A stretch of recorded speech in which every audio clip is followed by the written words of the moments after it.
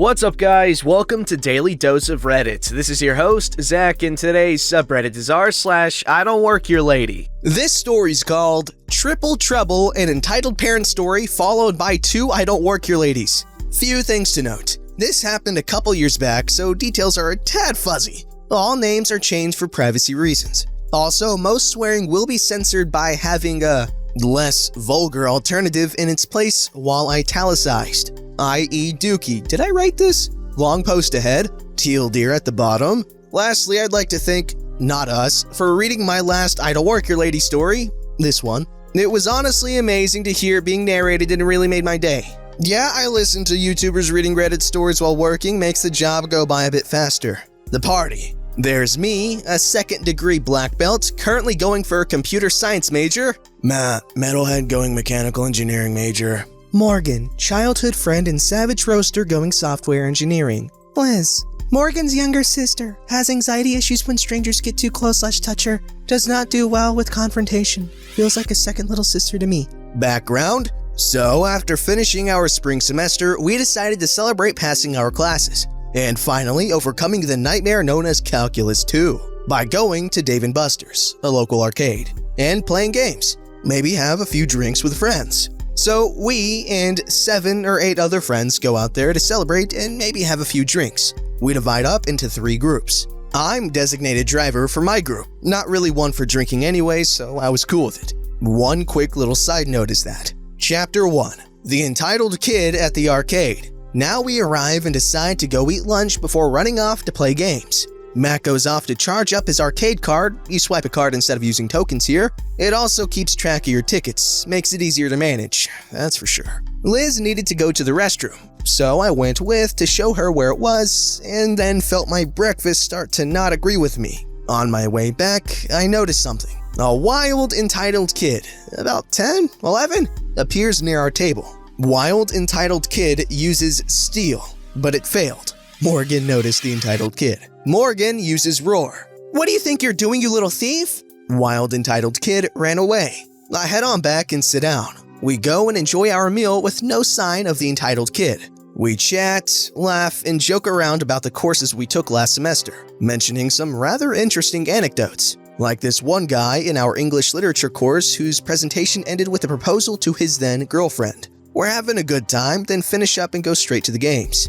I'm off playing this one game that is like if Punch-Out was wearing Dark Souls as a costume. After winning a fight, turning to Matt, who's just watching me, and praising the sun while we're both going, "Do you even praise the sun, bro?" Meanwhile, Liz is playing some Galaga about a few cabinets away, when Wild Entitled Kid reappears. Morgan is watching her sis play when suddenly the entitled mother appears and with that oh-so-familiar tone, shrieks, "How dare you yell at my son! You could have traumatized my little angel!" "Oh, you mean that little thief we tried taking our Dave & Buster cards?" "How dare you accuse my little—" Meanwhile, Wild Entitled Kid uses pickpocket on Liz, but Liz feels him trying. "Ah! Get your hands off of me and stop trying to pick my pocket!" Hearing this, I rush over ready to snap at that entitled kid.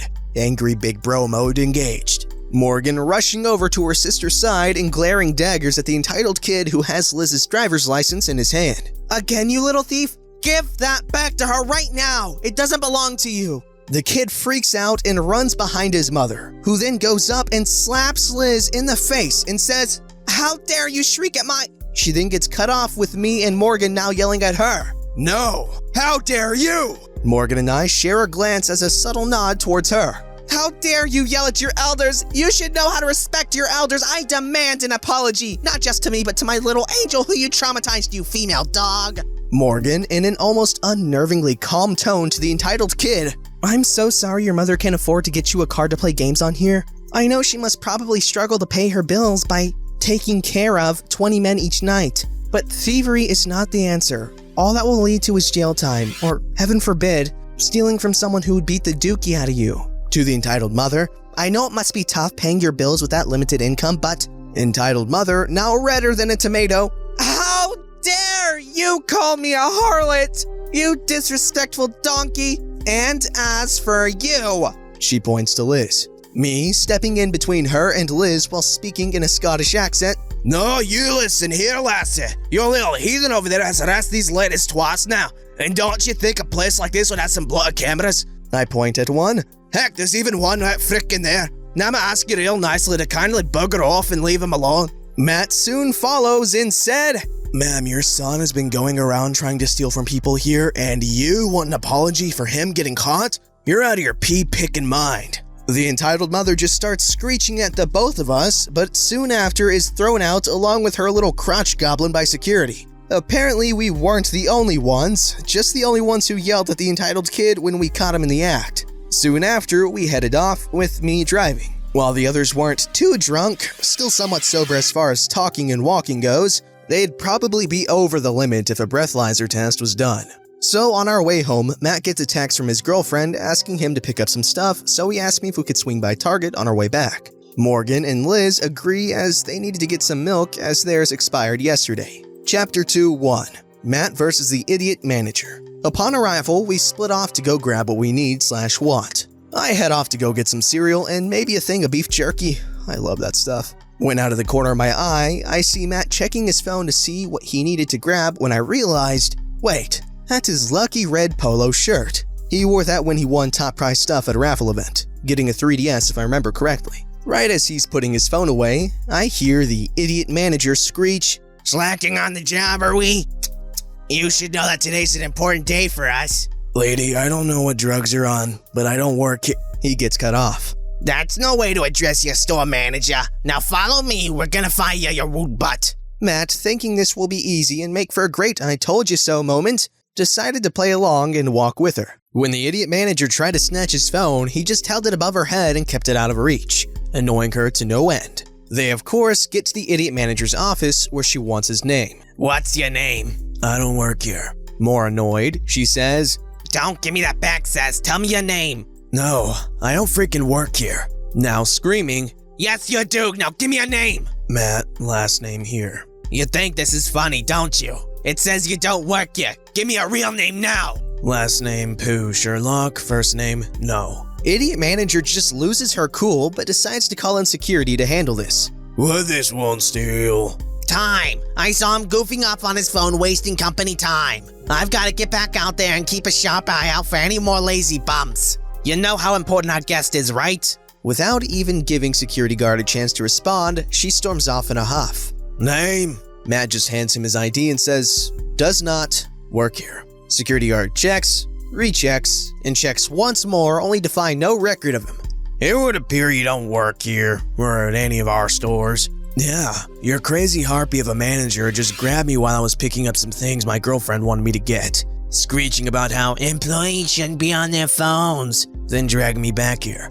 Security guard soon let Matt go and was going with him to tell the Idiot Manager that he does not work here at all when they arrive on the scene. Chapter 2-2 Eclipse versus the Idiot Manager's sister, Karen. So I'm off doing my shopping after Matt gets dragged off. I text his girlfriend to let her know what happened and ask what she needed him to pick up, so that I can just pick it up for him. After getting that, I rendezvous with Morgan and Liz, and we head to the electronics section. En route, we come across a sweet old lady struggling to reach something on the top shelf. I, being the tallest out of the group, go get it for her. Old lady thanks me and asks me if I knew where the mouthwash was. I go and lead her to it, knowing they put it on a high shelf, and of course, help her get the kind she wants. Shortly after helping her, we're just a bit past the staff-only door Matt's behind when out of the blue, we hear, Hey, yo, yeah, I'm talking to you. We ignore it and try to move on. That's when I feel someone suddenly jerk me around. That's when I come face to face with the Idiot Manager's sister.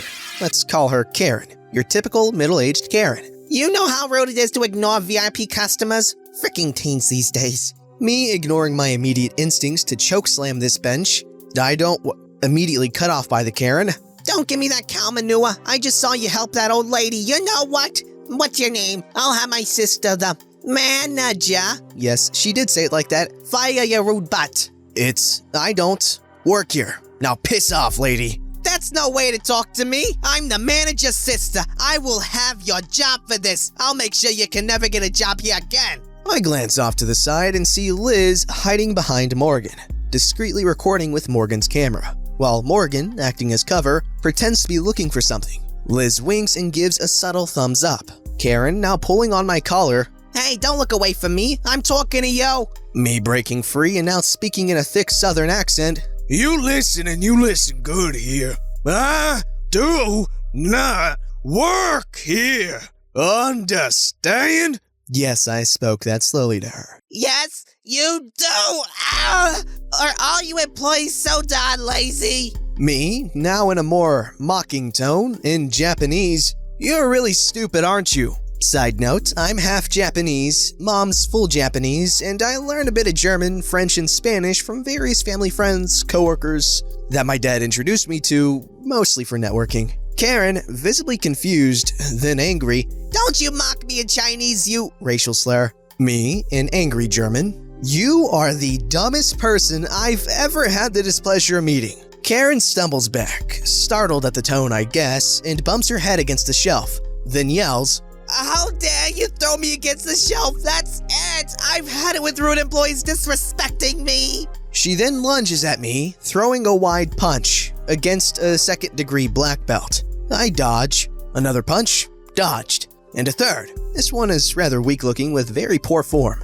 Thumb inside the fist. Bad move. I decide, screw it, and brace for the weak punch. Take the hit. Barely felt a thing, but I hear a crack. Now you've done it, so you can apologize now? She then opens her hand to notice her nail broke. Pro tip. Never! Put the thumb in the fist, always below the fist. Otherwise, you risk crushing your thumb on impact with something or someone. Karen now screaming, You donkey, you broke my nail. I just had that done today. She then throws a gut punch, this time learning her lesson and having the thumb out of the fist. I catch it, then apply pressure to the fingers. You see, there's this real fun technique where you can apply pressure to the fingers, pushing in, like you're pushing the fingernail into the knuckle, and down, fingertips deeper into the palm and hand, which causes immense pain and feels like your hand is being crushed. Me, in an annoyed tone, Yada yada dasu. Translation, good grief. And yes, this is a JoJo reference. I like that anime. Within seconds, she's screaming that it hurts and wants me to stop. Me, in an angry tone, Now, I'm gonna let you go. Step back and don't try this dookie again. Otherwise, I'll introduce my shoe to your arse. Then give your face a real intimate relationship with the ground. Got it? She just nods and jumps back after I let go. Then tries to hit me with her purse. I dodged and it got caught on some stuff. Only a few seconds later do Matt and security guard arrive, originally heading past us to go find idiot manager. What's going on here? Karen, noticing the security guard. Oh, thank God you're here, security guard. This thug tried to rob me. Yeah, bloody right, you crazy witch. You tried to assault me when I told you I don't frickin' work here. He broke my nail and tried to break my head. Lady, we saw the whole darn thing. You threw 3 punches before he even decided to fight back. Idiot manager now arriving with 2 officers. That's the one. Arrest him. Me gesturing to Morgan while putting my arms up behind my head and stretching. She has the whole thing recorded. Watch that first. Police Officer 1 and Police Officer 2 watch the recording and ask me if I want to press charges.